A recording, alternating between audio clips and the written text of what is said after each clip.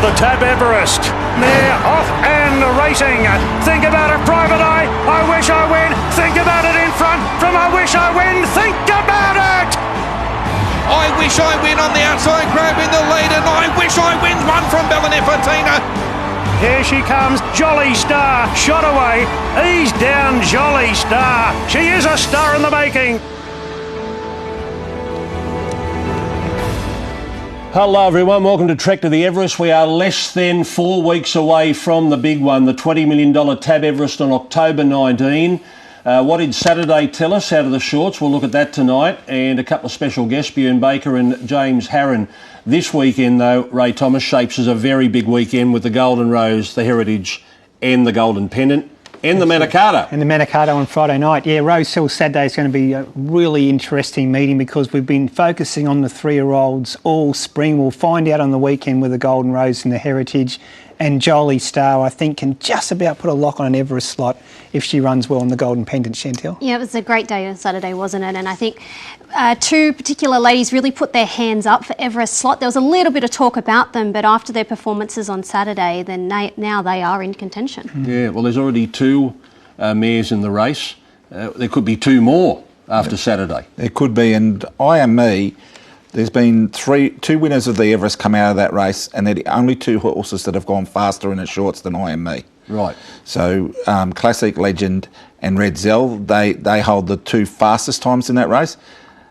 How good I Am Me went was it went nearly as fast as them. So it has to have a slot, doesn't it? I think there's about 3 slot holders looking at it. Well, look at all the slots that are available. She can slot in there somewhere. I Wish I Win will go to the Manikato, bustling to the Heritage on Saturday. Sunshine in Paris won't be seen again until the Everest, and Bellinifatina will run in the Premiere in less than a fortnight's time. So that's a look at where the slots are. Here's the market. I Wish I Win in that Manikato, but $5 for the Everest in front of Bellinifatina. There's only, on that first page, there are only 2 with slots that are advertised. Sunshine in Paris is in the Everest without an S, but you can take it as red. And you've got 2 former champs, Kiki Kick and Think About It, yet to get a slot, but is that only a matter of time? Let's have a look at the shorts. Now, you've spoken to Dean Watt as early as this morning. Yep. Where are they at? Where are Dynamics Indications at with I Am Me and a slot for the Everest? Very close. Next 24 hours, I dare say, we'll get that stamp of approval. As it is, Nashville has already been booked to ride the mare on October 19, so if she doesn't get in the Everest, she'll be running in the Sydney Stakes almost certainly, but it looks like that slot will be confirmed in the next 24 hours, and this is a high-quality mare. We keep dancing around her sometimes, Chantel, and not concentrating enough about it. She's beaten Bellinifatina 3 times they've clashed. She holds the Canterbury 1200 metre course record. She won the Sydney Stakes last year. She's run 1 minute 7.77 at Ramac over the 1200. She's got all the credentials you need to be really hard to beat in Everest. She does, and what I've liked about her is when she first stepped into the yard, first up this preparation, she was a bit of a wild, woolly looking beast. She looked a lot better Saturday, but she's still got that improvement to come. I know she's down at Barrel, so it's a little bit cooler than up here in Sydney, but I'm just loving the improvement I'm seeing with her each time she steps out. So, and she keeps winning. And she keeps winning. Yeah. She keeps stepping up to the mark. So she's quite exciting. Chris, is the only other horse out of that race Private Eye with a chance of getting in? Yeah, Private Eye, that was just a non-event for him. He got stuck wide, went back, and then come forward again. It was probably almost the best run in the race when you're looking at it. Like, you know what you're going to get. It's a 2-time Everest place getter. You know that Joe knows him very well. I think him, Bellinifatina and Steffi Magnetica were the 3. And I think you can sort of put a line through the rest. Our opening guest, Bjorn Baker, who is hoping to get 2 into the field. He's done that before with Overpass and Shades of Rose a couple of years ago. He's got Steffi Magnetica and Overpass, who's looking to make it to his 3rd Everest. Bjorn, you would have been happy walking away from Randwick with what you saw from Steffi on Saturday. Yeah, I was thrilled. I thought she went amazing. She always puts her best hoof forward, and I thought she'd run really well. He trialled really well leading up to it. Zach Lloyd had ridden her and work a number of times, and I thought she was ready to run a big race, and I think she couldn't have gone too much better. The fastest last 600 of the day. I think she looks better for that run on Saturday, so I could hold her, and maybe, just maybe, she's done enough to get herself into the race that really does count. Your expectations were high, obviously, but you're still going into a pretty big race like the short, so you can't be overconfident.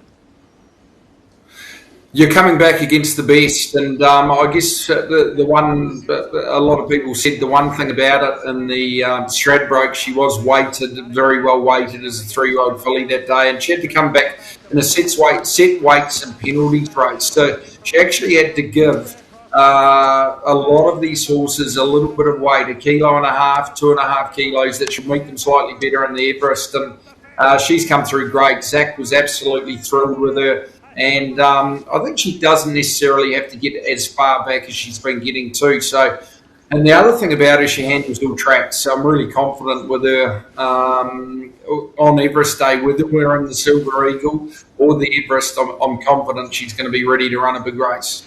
Well, just on the Everest, Bjorn, any slot holder interest in Steffi Magnetica? Yes, there has been from multiple parties. So I've left the negotiations up to Jim Clark, who of course manages Ridgemont Farm and the Cunningham family, and it takes a little bit of a load off me, so I can be an independent. And the other main owner in Steffi Magnetica, Ken Saligich, is actually overseas at the moment, and he's comfortable to let Jim make the decision. So I guess that's a little bit of a weight off my shoulders, so I don't have to actively be involved in that, and I can just concentrate on getting Steffi Magnetica as well as we can be. She was so good over 1400, and depending where you actually go this preparation, would you toy with the idea of stepping her out over a mile eventually? Yeah, it's definitely an option. It probably doesn't quite work in terms of this spring. But also it's hard because the money with the sprints at the moment, Chantal, is so good. So it's hard to sort of walk away from those options. There's so many options. And I think she showed on Saturday, she's got electric speed. She's got an electric turn of foot. And she's really, really exciting. So it's sort of, you step up to a mile when you've got a really, really high-class sprinter. I'd be inclined to probably, I think we would definitely look at the Golden Eagle, not quite a mile, but getting up to 1,500. But long-term, maybe 1,400 is as far as we have to go in terms of the races available. Bjorn, who pulled up better, you after your marathon or Steffi Magnetica after Saturday? Look, all I'd say is she got her splits. She came home quicker than me, and my splits, I was very much slower the back half of the race. So, no, she came through it a lot better, as I'd hoped. Just going back to what you said about the Golden Eagle, you may try her in the Golden Eagle. I thought originally that was the plan, and you were hoping to get a slot into the Everest to run for a lot more money en route to the Golden Eagle. Now, you've mentioned two options on Everest Day, the big one or the Silver Eagle.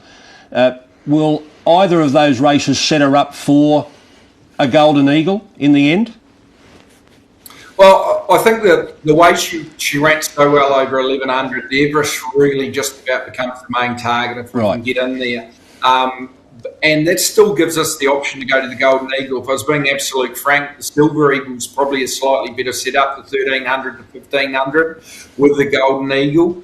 But it's definitely an option. She's won at 1,400 Group 1 metre in the Stradbroke, and she would be third up to 1,500. So, as we know, Rosehill can often be a little bit easier at the 1,500 too. So it's still very much a live option. So to clarify, Saturday has really changed your mind about where she's at? Well, I think a month between runs, 1,200 and the Everest should be absolutely spot on. And well, it's two good options to have. I must say we're really, really lucky in Sydney, and it's a great time to have a good sprinter. So the Everest is if we could get in, I think should be a massive hope. And of course, it fits in pretty nicely regardless of the Golden Eagle 2 weeks later. Well, only 4-year-olds can run for 30 million in the space of 2 weeks. It's a pretty fair option, isn't it? Well, Steffi Magnetica, Bjorn, she's laid her cards on the table, so to speak, for the Everest. What about Overpass? He's running the last 2 Everests. He's one of the best sprinters in the nation on his day. We haven't seen him this spring. I know he has an exhibition gallop tomorrow at Warwick Farm, but you're going first up on October 19. Is that a bit of a gamble, not showcasing him before the Everest? It is probably definitely a gamble until you know the horse and you look at his fresh up record. He's beaten Forbidden Love, Animo, Belinipatina twice, Amelia's Jewel twice. He's come second to Private Eye when he was flying just, and second to the Great Nature Strip. He was the world's best sprinter. So I think when you go back and have a look at his fresh up record, it's phenomenal. That's how we can peak on the day. And whether he's in the Everest or the Sydney Stakes, I'd be confident he's going to run well either way. He's been extremely lightly raced over the last 18 months. He's only he's won the Winterbottom, he's won the Quokka, and of course he was in the Everest last year. And he just never quite came out of that race right. That's why we were looking at possibly Melbourne or possibly going to the Giga Kick Stakes. But I just wasn't 100% happy, and that caused us to go into the Winterbottom fresh with him. So I'm confident. He's been lightly raced. He's going better than ever. I think the public will get to view him tomorrow, and he's stronger, sounder, bigger, and I think better than ever. And he will have another trial probably the 4th of October at Rose Hill, and I'm sure he'll trial very well that day. But it's just not my thinking. Josh Parr's ridden him a lot in track work. He's absolutely over the moon with him. And I think I can't wait to get him to the track on Everest. I think whatever he's done, he's going to give them a real fright. So you're saying that he's better than ever, possibly Everest, if not Sydney Stakes. Would you consider going back to Perth?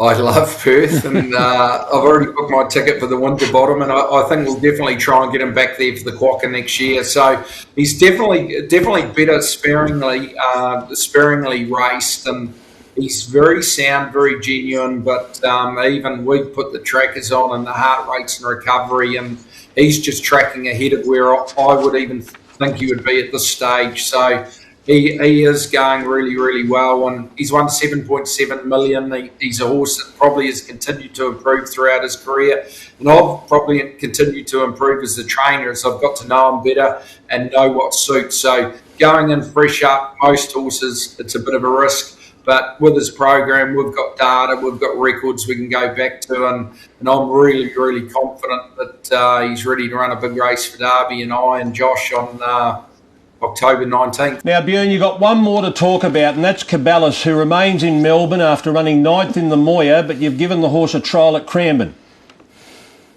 Yeah, he had a very good trial and he was very good that day. Just everything worked against him in the Moir, and I think the 1200 will suit so much better. So we're hoping we get a good gate for the Manikato. If that's the case and he runs as well as I know he's capable of, he's not completely out of the Everest. I think the winner of the Manikato will just about force their way into it. No doubt he probably has to do that, but you've got a dream, and if he doesn't quite make the Everest, the Sydney Stakes will be a great race for him. Right, so he'll come back no matter what. For sure, yes. You got any others? That's 3. We've got about another 50 or 60 there. We're always hoping. You never quite know. That's exactly so right. It's a bit like that. They as long as you do the right thing, I guess. Look after them and get them in the right races. They've always got the opportunity, and that's the great thing about our game. All right. Good luck with all of them. Thanks, Bjorn. Thank you very much. Here's Bjorn Baker with 3 potential Everest runners, but 3 that we will see on Everest Day no matter what. All right, we'll take a break. When we come back, what is James Harron doing? A 2-time Everest slot owner, yet to make a move. Might happen this Saturday at Rose Hill.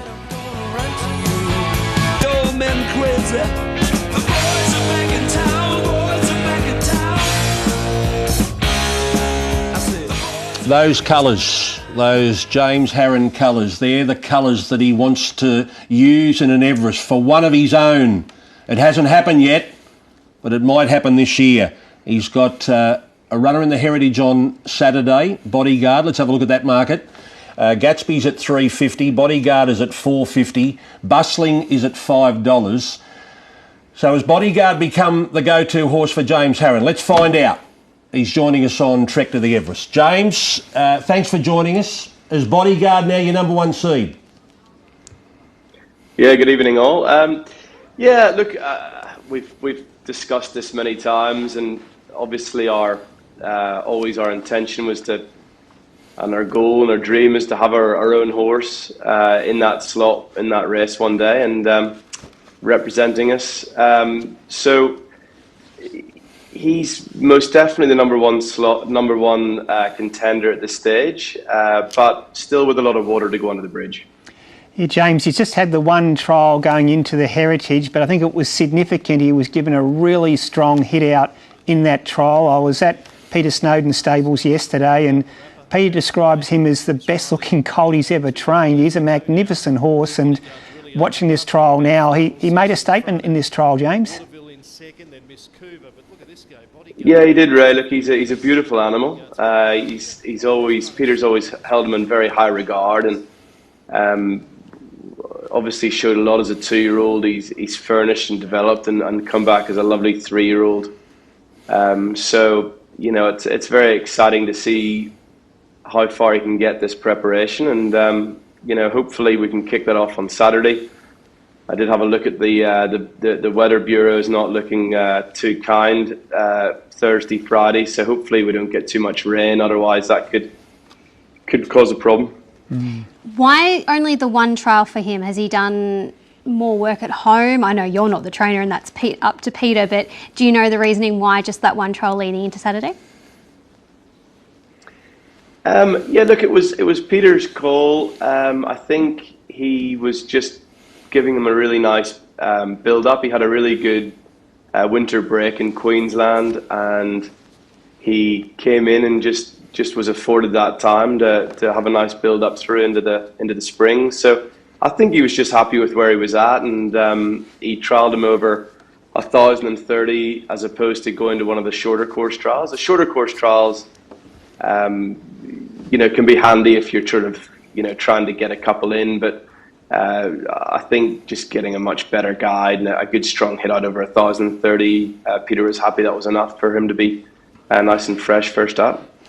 James, he feels like a horse that we didn't see the best of as a 2-year-old. He had a few little problems there through the preparation, and he was always earmarked at the top of betting, and I don't think we saw his absolute pinnacle performance because of the little problems he had along the way. Yeah, look, he obviously was very impressive. He won his debut extremely well down the straight in Flemington. He went on to win the Prelude, and he was absolutely primed for the Blue Diamond, and unfortunately was scratched due to the vet's advice. The horse has really suffered no setback, but he was sort of very out of his routine, and unfortunately just took its toll late in the preparation. And I don't think we saw the best of him, most definitely, Chris, and especially in the Golden Slipper. And he just came to the end of his prep, but with that lovely break underneath, he's just really furnished and developed beautifully, and he's ready to put his best foot forward. James, if it's not Bodyguard, who's it going to be for your syndicate? Who are you looking at? Have you been in discussions with anyone else? Now, you, of course, took Giga Kick 2 years ago when he won. Is a horse like Giga Kick in the conversation? Yeah, look, I mean, we have a wonderful association with the team, with Giga Kick, and Jonathan Munns owns Giga Kick, and we also, backed up the following year to have him in our slot, and unfortunately had to be withdrawn late. So there's a real connection there with this horse. He looked super this morning, and it's Everest aside, it's just wonderful to see such a great horse. Look like he's come back healthy and well, and looks in for a fantastic, remainder of his spring. I think what we saw the other day was a pretty good pass mark, a pretty good return run for a horse that's been off the scene for a long time. It's an incredibly hard job Clayton's had in front of him just to bring him back and give him every opportunity and to keep him happy and sound. I think he's done a terrific job, and I think the horse is really starting to shape up well in this preparation. Are you able to play the strategic game now considering there are 5 studs who are yet to make their move and they are aligned to certain horses, when they're not going to go off and find a horse that is by another stallion that they don't stand, I'd assume. So you're an independent slot holder. The ATC's an independent slot holder. Chris Waller would like to take one of his own. So do you see this as waiting as long as you can is not going to be a disadvantage to you and your syndicate? Yeah, it's a good question. I feel that it's going to be a year where everyone, more so than not, are playing the waiting game a little bit and just trying to see what unfolds. And I think that, Premier is going to be a really big watch for a lot of slot holders. We're just trying to work things out and sort of understand our position, but we've got a few strong feelings on where we'd like to, position ourselves. Should Bodyguard not be the right, it might not be the right timing for him, it might not be the right race. I mean, the Heritage was the perfect resuming race for us to kick off, and like I said, this if we get given a heavy track, it's going to be a real discussion of whether we actually even run or not, and whether we just divert to the Danehill. That still keeps the race open, but whether it's still the timing's a bit different and whether it's the right thing or not. So we've still got a bit to work out. I think a lot of people talking to the other slot holders are in the same position. So it's going to be a slow grind, I think, for you guys this year, trying to get answers out of people. James, why is that? Because you've got it right in 2 of the 7 runnings of the Everest, but this year, as Greg said earlier, we've only got 4 slots essentially locked in. Why are the slot holders sort of waiting? Is it because there's a changing of the guard? Is it because we want to see what these young 3-year-olds do? What's your take on it, James? Yeah, it's a good question. I mean, it looks like it's going to be an amazing race this year, given, I think, how even it is. I think it's going to be extremely competitive. And I think given it's that even, people are maybe looking for something just to jump out of the ground, like a Giga Kick, like a yes, something to come in from left of centre, perhaps. The 3-year-old crop looks like a very good crop. I think we saw in the Moir, those fillies performed very well. We're going to see again 3-year-olds potentially Friday night in the Manikato. But a lot of good form experts and a lot of good, smart people think that it's a strong crop. So we could see a lot of 3-year-olds enter the Everest calculations as we get deeper, in the next few weeks. We were looking back at the horses that have run under your name in this Everest so far, and it's a real mixed bag. Is there anything, when you're looking for a horse, is anything specific, or you're just adapting to how the race is shaping up to be for that particular year? Yeah, you're just trying to think on your feet constantly, and it can be, timing can go against you, or it can go for you. Like with everything with horse racing, it's sometimes waiting plays into your hands, and sometimes going that little bit earlier. So it's really just a real lot of moving parts, Shani. It's really just thinking on your feet and trying to make the best decision at the time. And how much enjoyment do you get out of sort of getting it right? Because you've done it twice. That's something where you've just been able to say, well, we got it right that day. And for you, I'm guessing it'll be the ultimate would be getting it right with something you bought at a yearling sale.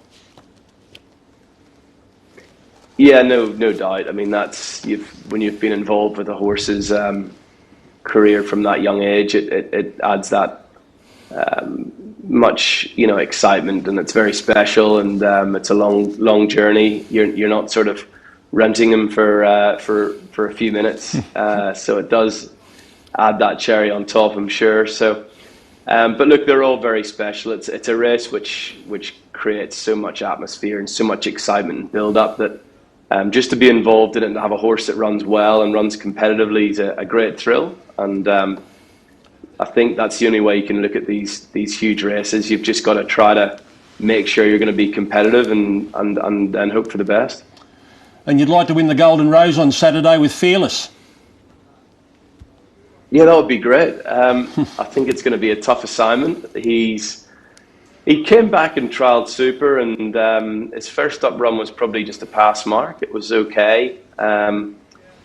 We did ride him a little bit further forward. He was happy to be there, but probably his best runs, he's been ridden a little bit quieter. He's handled wet conditions at the end of his autumn as a 2-year-old last preparation, so that shouldn't really be an issue. And the big question for him is whether he's bridged a little bit of the gap between 2 and 3 with some of those better 3-year-olds or not. I think we're going to, use Saturday to answer that question and work on our preparation from there. All right. Good luck with them on Saturday. I hope the weather's kind to Bodyguard so we can see him, and good luck finding your horse for the Everest. Thank you very much. There he is, James Harron. And just going back to what Shani was talking about, I mean, this is the list of horses that he's had over the years. Red Zell, first year, won. Next year, he went from the top to the bottom. Vega Magic ran last. Oh, okay. Then they picked Nature Strip, and he ran 4th. Then they picked Libertini. She ran 8th. They picked the Inferno, who ran 10th. Giga Kick, who won, and last year they went with another 3-year-old Cylinder. So he's got a couple of 3-year-olds. Yes, that's right. Got it right and almost right. But just on those 3-year-olds, they have to be the right ones, don't they? Now, the year Yes won, the first 3-year-old, I thought, hello, next year they'll be half the field. Now that the 3-year-old has proven himself to win the Everest, next year they'll be half the field. Not one 3-year-old ran the next year because they weren't there. They weren't good enough. They weren't good enough. The thing about it with the 3-year-olds, now, Yes was at the top of his generation all the way through. He just hadn't won a race. But he'd always been considered at the top of the generation. I think if you're not right at the peak of the generation, like a Bivouac or horses like that, you do not line up against the older horses because it is a career ender. This race can really finish a preparation very quickly, and it takes a while to get them back because there is so much pressure, and you've got to have the right type of 3-year-old. Giga Kick sat back in the field. So did Yes. They've got to be able to sit back, absorb pressure, and come late. But what a pick that was. Giga Kick. Yeah. Out of the blue. And no one saw it coming, did No they? one saw it coming. We'd never even And then we were heard of him, sitting had we? here on the show and James Harron said, oh, by the way, we've picked a horse. Giga Kick. Giga Kick. Won the day. But he gets it right. So, look, Bodyguard will be interesting. That weather aspect obviously concerns him, but his trial, Chantel, he great, went wasn't it? enormously in the Yeah, trial. there was intent there and it was fantastic. All right, where are they at with Bustling? Now, Bustling was disappointing on 2 Saturdays ago in the Run of the Rose. There was high expectations. They paid a lot of money for him and put him straight in the slot, which the part owners have.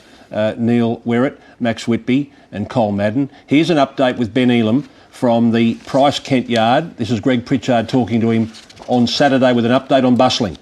Look, obviously it was well documented that he didn't perform to what we thought he was going to do first up in the Run to the Rose, which was a little bit disappointing, but we had a look over him thoroughly on Sunday morning after the race, and he pulled up a bit ginger, but we've given him a few days to just get over the run and be a horse again, put him out on some green grass, and he came back into the stables yesterday, and he just had a poke around this morning. So at the moment, it's all systems go to his next start, which looks likely to be next weekend. But there are options going into the Everest. That's the great thing about this time of year is every weekend there seems to be a race where you can put your horse on show, and we'll just feel our way over the next couple of days and see how he comes to hand. But at the moment, we're pushing on. So the bottom line is if he comes back strongly in his next run, the Everest will still be the end goal. Well, obviously it's up to the owners as well. We'll put our 2 cents in, and the owners have obviously got to make a decision as well. But at the moment, we're pushing on as though he's got a slot in the Everest. So there's nothing more we need to say, and we'll just train the horse. And if we're happy with him, then he'll go towards the Everest. All right, now think about it trialled this morning. We'll play that for you in just a moment, but also on Saturday, Jamie Walter caught up with Greg Pritchard to talk about the defending champ who hasn't yet got a slot. Jamie, what's the latest we'd think about it? Trials Tuesday. Very happy with the horse. Joe thinks he's come back in great shape. And then he'll run in the Premier today fortnight. What about the Everest? Are there conversations going on behind the scenes? Conversations, but that's all they are at this point. Like most years, you've got to earn your spot. And you earn that by running well close to the race in most cases. So Hopefully he runs well enough in the Premier to jag a berth. He's the defending champion. Be nice to think he can be in the field. I heard Joe on the radio speaking very positively about the progress of the horse. Yes, but nothing speaks louder than race day. So we'll see what happens then. Everyone's boxing clever at the moment, but the good thing is that officially at least only several spots are tied up. Technically speaking, yes. I mean, a lot of them are owned by participants who have their own, horse interests and are likely to utilise that. But for those of us without a slot, as I said, we've got to earn it. And hopefully we'll do that in the Premier Stakes. And that's next after this trial this morning. Now, you were with Jay Pride this morning at the trials, Chris? Yeah, when he gave Jason Collett his instructions here, that's him outside the leader. He said, the first trial was perfect. He said to him, look, we don't have to go out and prove anything today. We'll just go out and have a trial. He said, we'll do that on race day.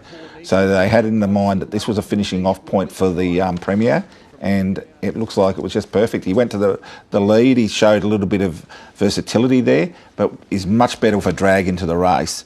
And I think he's right on track. I think I'm completely flabbergasted that he's not in the race already. Well, like Jamie just said, it comes down to who wants him. I mean, who wants IME? Who wants to think about it? Because there are 5 studs involved, and there are slots that they have their own horse that they have to wait for the next series of races before they can actually lock them in. The Premier, if a couple of them fail in the Premier, then all of a sudden horses like Think About It, Private Eye, Giga Kick, they're on the open market, aren't they? Yeah. The group of horses that are there are getting smaller for those slots that are left. So let's say you've got Steffi, you've got IME, you've got Private Eye, you've got Giga Kick, you've got Think About It. I think all of those horses should be there on the day. Yeah, but that's fine talking about those horses, but tell me what Coolmore are going to do. Well, if they don't have Storm Boy or Switzerland, who do they have? Switzerland's going to the Coolmore. So who do they have?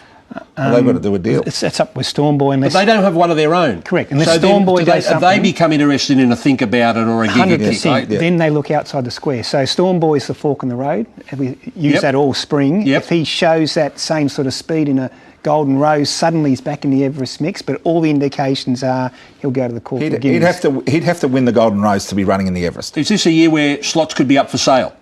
Big chance. Big chance. And a couple of outsiders looking in want to buy slots, or at least lease them for 1 year. So a lot will happen. I think the Premier Stakes really will be the pivotal race. I know at least 2 people who've discussed buying a slot. Not surprised. Here's Giga Kick, also from this morning. How's he going? I can't wait for you to cast your eye on him, Shani, when he walks into the yard for the Premier Stakes to see what fitness changes you will notice. It'll be a huge difference because he would have had 1 run and an extra trial under his belt compared to when we saw him first up. When I was watching this trial, I thought, he might be just going to follow the field around, but I loved when James gave him that little bit of a squeeze and he really extended to the line. It was a great piece of work late, and I think it's exactly what we needed to see, and of course the team needed to see. He is a beast now. Spoken to Clayton after the trial. He's just, there's muscle. It's muscle on muscle. It's like looking at a 100-metre sprinter ready to go, and I fully expect him to win the Premier now. After that trial, I thought that was all everything ticked the boxes there. I think the first up run after a year was always going to be hard for him to come through, and he topped at about 150, but he kept going. I think that trial tops him off. I think he comes out, makes a statement in the Premier, and he could be favourite for the Everest by the time we get there. All right, let's find out some more on the other side of this. What else is happening this week in the Everest?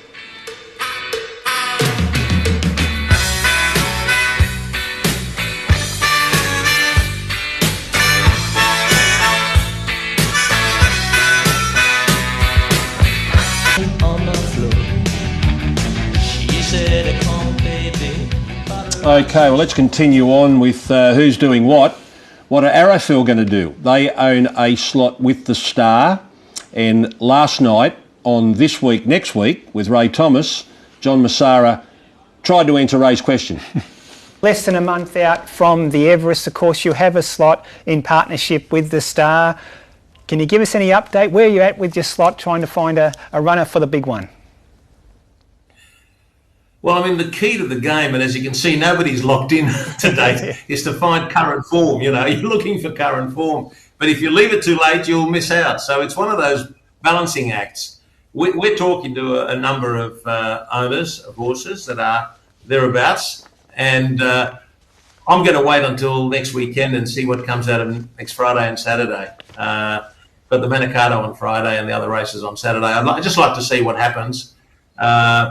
And either confirm or deny some of the interest that we've got. But no, we haven't made a decision, and I think a lot of the other slot holders are in the same boat as we are. There's a bit of a changing of the guard taking place with some of the younger horses coming through, and that's also another factor.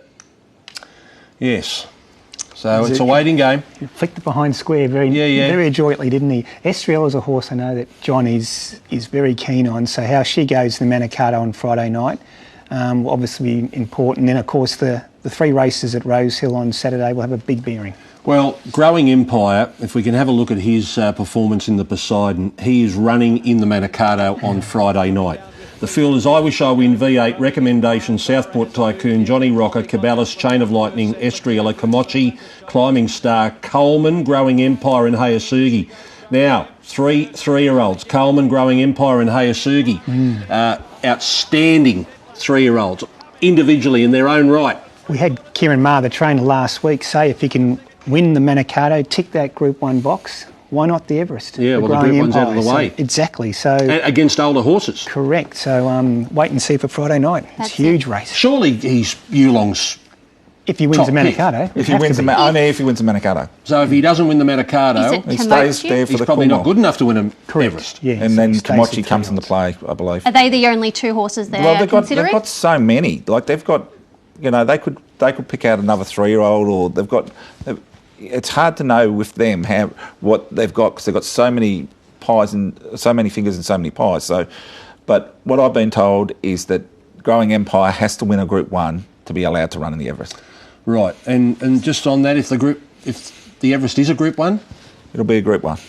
Yeah, but if it is a Group 1, yeah, but it doesn't matter. Does he have to win a Group 1 before he runs in the Everest? Right. Tick that box first. Okay, let's go to Gary Portelli. Speaking of Yulong, he's got Komochi, owned by Yulong, who's going to the Manikato on Friday night. Next Friday night, the Manikato at the Valley. Komochi involved? Yeah, we're going to run her there, and hopefully that'll be the last roll of the dice for me anyway to try and get to the Everest. Works out nicely, and we'll get a fortnight to the Everest if she happens to win it. If she doesn't, then we've got plenty of options for her, including the Golden Eagle about a month later. So we're really happy the way she worked this morning. And she's sharp. I've had her nice and fresh, and she's very, very good fresh. And 1,200 metres around the valley should suit her, especially if she draws a good gate. So looking forward to my last runner actually in the Manikato was Rebel Dane. So hopefully we can go back to back. Let's have a look at the Golden Rose market on Saturday. So the barriers are out, and what's interesting is Stormboy's drawn the outside. That might see. He's drawn the outside. Now he can be a touch slow. He was slow in the run of the Rose, and he had to be hunted forward. How many runners? 11. 11. Broadside has drawn 1, and Stormboy's drawn 11. And he's the $2.80 favourite broadsiding in front of Traffic Warden, who is Godolphin's Everest top pick at the moment. Yeah, 100%. So we need him to run well, and then Godolphin lock him away. Yep. Broadsiding then can go on another path. Yep, and Stormboy, the fork in the road, Ray. It is. I keep saying it. We'll find out on Saturday, that's for sure. Yeah, broadsiding won't mind if it rains, will he? After he won the champagne on that wet track. People are talking about the rain, and it's what is it? Thursday 7 to 35 mil. Yeah. Friday 2 to 35 mil. Well, it's a bet each way. Let's hope it's on the... We could end up with 5 mil, or we could end up with 70 mil. Let's hope we get little. At least we're at Rosehill, so it's not. If it's coastal, we can avoid it. Yeah, avoid it. All right. Well, on the Golden Rose and Coolmore's chances of maybe having Stormboy head there. Here's Adrian Bott talking to Greg Pritchard on Saturday. We'll have 3 runners heading towards the Golden Rose, Stormboy, Mayfair and Node. Firstly on the 2 coming through the Run to Rose form. Stormboy, I thought it was an excellent effort there last start. I think he can bounce out of that in good order. And that's sort of been, I guess, to an extent, the design of the program. We wanted him to be third up in the Golden Rose, so that he wasn't vulnerable there, second up like we saw in the Run to the Rose. I think I really appreciate getting out to the 1400 metres. He's trained on really well. And he's in great shape. Anode, who resumed in the same race, he got a lovely run in that race, peeled off Storm Boy's back and loomed up as a big chance. I thought he was really encouraging the way that he's come back this preparation. He's always been around the mark and around the right horses, and we've seen when he stretches out to that 1400 metre trip, he can be effective. If you take out his wet form, he's got some excellent form there. So hopefully get the right conditions for him, and Mayfair bringing the different form lines. Obviously we saw him behind Storm Boy in the Sand and Minico, but I think 1400 metres much better trip for him. He's in excellent shape. He's really thriving in his program, and he's training on well. What Storm Boy does in that race, I presume, will lead to a much firmer diagnosis of what remains this spring, whether it's Everest or even Caulfield Guineas Cox Plate. Yeah, definitely we'll be able to make that firm decision. I would have thought, relatively quickly after the race. Gut feeling is we'll probably stick towards the 3-year-old program and look to keep getting him out in trip. But we're just focusing on Saturday first, and then we can have those discussions. All right, let's have a look at the Golden Pennant market now. All in. The Golden Rose field is out on Tuesday, but we'll wait for tomorrow for the rest of the races. And Jolie Star at $2 in front of Amelia's Jewel and Samana. Just going back and watching Jolie Star in the Shirako Stakes. This race, of course, had the tearaway leader. And Sunshine in Paris, off the back of this win, gained a start in the Everest. But looking at Jolie Star, she lives to fight another day. Certainly does, and I know Chris Waller's found plenty of reasons to still push on with confidence to Saturday in the Golden Pendant, and he wanted Chantal to get that 1400 metre run into her legs before pressing on to the Everest. The Everest still very much the focus for her, but obviously she needs to run well Saturday. Definitely, and we still don't know, is it the way the race panned out, or was it just a bit of second up syndrome? She was a touch flat. Both, yeah. So we don't know, but if she comes out on Saturday and dominates, then we know she's right. She's back on track. Do you think they might just say keep her fresh and go straight to win Everest? Or not run on Saturday? Could they do that? I don't know. No, it depends how she's going at home, I guess. Yeah. When I spoke to him, the plan was to give her that 1400 metre run. Then she's got 3 weeks into the Everest, which she's done before. 1400 yes, and things like that. 1400 metre runs to get her to the Golden Eagle as well. Helps that. Right, so everything's on the table. I'm getting a headache. I'm getting a headache. I don't know how confused the people are at home, because I'm completely confused. This is what horse trainers have to do every day. Yeah, that's why they look so stressed. That's why I don't train horses. Amelia's Jewel for Annabelle Neesham and Rob Archibald. Let's hear about her, because she is going to the Golden Pendant. Representation in the Golden Pendant next week? Yeah, Amelia's Jewel will head there. She was obviously really good first up. We just opted to give her the 3 weeks between runs. We're in two minds at one stage whether we'd go to the 7 stakes today, but just felt like early part of the prep, 3 weeks between runs would suit, and she's in great order. So she's come through the first up run well, and expect another big run from her next Saturday. Will that run then tell you whether to go to the King Charles? Yeah, that's very much the option at this stage. But as I said, we'll just take it race by race. But couldn't falter at the moment. She's in really good order, and looking forward to getting her back to the races. Gee, she was a contender last year for the Everest. She could have come back over here and ran in that, but of course she took a different path last year. First up run was a blinder. And ended up in disaster in the Golden Eagle. Yeah. We'll take a break, come back, look more Kosciuszko news after this.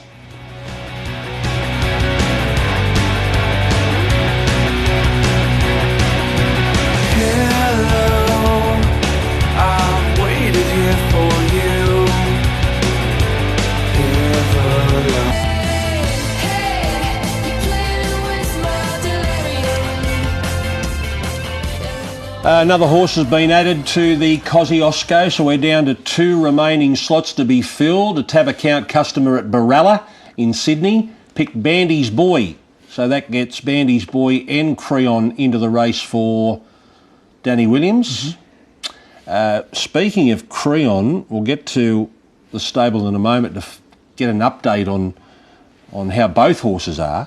But the market, first of all, front page, he's not going to budge. You'd think he could only get shorter than $2.80. He's been on that barrier, Will. Yeah, he's been on that mark for a long time. Boom talking far too easy. $6 and $8 and Compelling Truth into $9. It's shaping up to be a very good race. Now, let's find out why Creon and Bandy's Boy were scratched on Saturday. Bruno, unfortunately for the Danny Williams stable, a couple of the good gallopers out today. Creon had a temperature? Yeah. Everything was very good with him since until yesterday. And this morning he just didn't eat very well last night and he was a little bit crabby on the morning. So we check his temperature, he's got a little bit. So we've got some target with him, like the Kosciuszko. So just put him more comfortable as possible and not push him in the wrong way, you know. So it's better for him to stay scratched today. So you've got to see whether there's a suitable race over the next week or so, or alternatively a barrier trial. Yeah, maybe we'll have to talk with Danny and the owners what will be the next suit for him. But we've got a light meeting on Thursday at Goulburn, so maybe a good one more prep for him for the Kosciuszko. So yeah, we'll see. We'll have to discuss about everything on Monday. Yeah. And Bandy's Boy, a foot problem? Yeah, exactly the same that Creon. You know, he worked very well until last Tuesday. He was just after a light gallop. He was a little bit lame, very little bit. But at this level, you have to be at 100% and even more. So just be at the same, exactly like Creon. We've got some target with him. The same days at the Kosciuszko. We've got the Sydney Stakes. And since few weeks, Bandy have to. We expect him to race this one.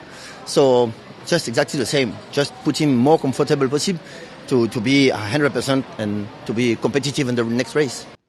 So there's Bruno D'Arcangelo speaking for Danny Williams. So Creon's seems to be, he'll be fine. And Bandy's Boy, well, they've obviously made the phone call since Saturday and got him into the field, so he's okay. He must be doing fine. And I think Creon's nominated this weekend, isn't he? Possibly, yeah. And if they don't run Saturday, they'll find another race before he goes to the Kosciuszko. So I say he definitely has one more before he goes there. Now, hidden away and certainly not in the spotlight on Saturday was Asgarda, the country championship winner, who's trying to do an Art Cadeau by winning a country championship and a Kosciuszko. This was Wagga on Saturday, 1,000 metres for this mare, and she won a benchmark 82. She had to carry a top weight, didn't she? She carried 50... No, she carried... Yes, she did carry the... Surely she gets picked up, Chantel, surely. Surely. As Greg's looking for it there, but surely she'll get picked up. Yeah, I'm positive I read that she carried 62. Yeah. 62. Yeah, 62. She's the sort of horse that at 1,200 metres she's going to be much better, and she'd be right in the race because I think she'll thrive on pressure. Like, there she is chasing a long way out, but when you get into a pressure-packed race, she showed it in the country championship. She's much better at handling the pressure and sprinting and still having a sprint. Doug Lawrence done a great job with her. Okay, well, let's see if Asgarda gets one of the last two slots in the Kosciuszko. Final thing, let's have a look at the King Charles market, which is also on Everest Day, and it is Pride of Jenny at the top, 250, in front of Fangirl at 350, and then Mr Brightside and Celestial Legend, but a few decisions to be made where these horses will head. How wasn't Fangirl favourite? I think she was at one point, wasn't she? After Pride of Jenny's I can't believe failure. that she's not favourite in front of Pride of Jenny. We'll take it. 350, it's all yours. The tab will bet you. No problem. Okay, that's it. We've run out of time. Thanks for joining us, and we'll be back next Tuesday night. The Tab Everest. They're off and racing. Think about it, Private Eye. I wish I win. Think about it in front from I wish I win. Think about it. I wish I win on the outside, grab in the lead, and I wish I win one from Bellinefatina. Here she comes, Jolly Star, shot away, ease down Jolly Star. She is a star in the making.